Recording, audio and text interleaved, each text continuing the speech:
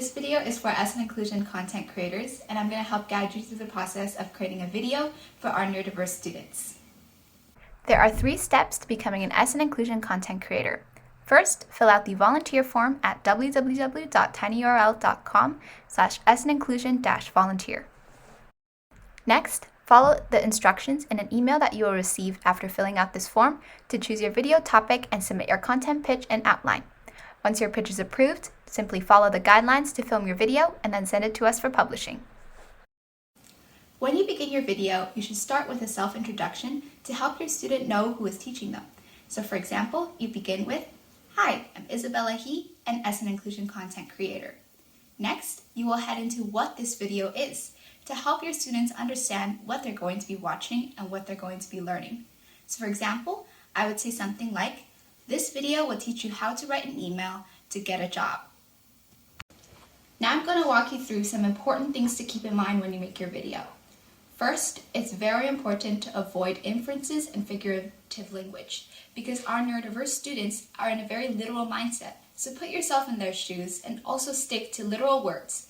This includes avoiding things like, "It's raining cats and dogs." So avoid idioms, avoid inferences, and make very clear and literal statements. Number 2, avoid abstract concepts. This goes right alongside number 1, in that it's also very important to keep in mind that literal mindset, and with that, avoid asking vague or open-minded questions. So instead of asking something like, "Which of these is the correct answer?" give them multiple choice questions, and give them an idea of what it is you're trying to ask them. This will really help neurodiverse students understand the question and help them guide along the right answer. As an example, take a look at the S and Inclusion embroidery course. In the video about how to cut the threads, you will notice that I used 3 different examples and only one of them was correct. And one of the questions was to ask neurodiverse individuals which of these is the correct way to cut the thread.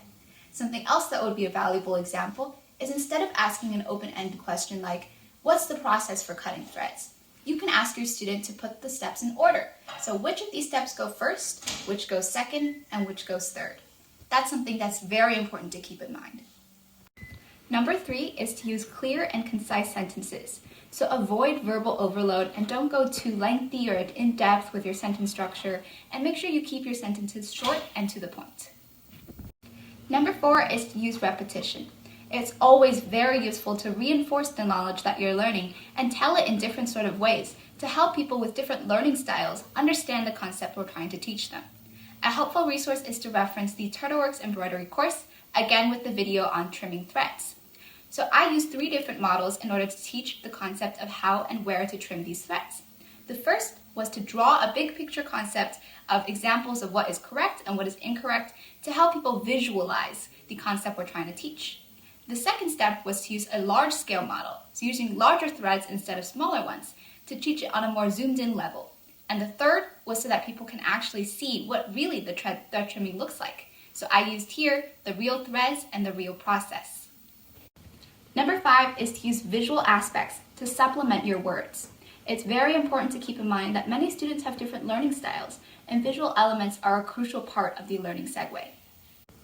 Number 6 is to avoid sensory overload in your videos. So this includes things like sharp fluorescent lights and loud noises, because it's easy for children with autism and other neurodiverse students to get overloaded by all of these senses in your video. So keep your background colors and background lights and background noises to a minimum and focus on the stuff you're trying to teach. Be social and confident in your video expression and use vivid expressions to keep the video engaging and show your students to have confidence and that your tasks are doable. Number 8 is to avoid mentioning any diagnoses. Please do not mention any specific diagnoses that our students have. It's important to focus on the life skills and work functioning in order to transmit your experiences and knowledge to our students. And finally, number 9 is to feel great about yourself and be a role model for your students. You're doing important work by volunteering for S and Inclusion and contributing to the neurodiverse community. I thank you all volunteer content creators for your contributions and dedication to S and Inclusion.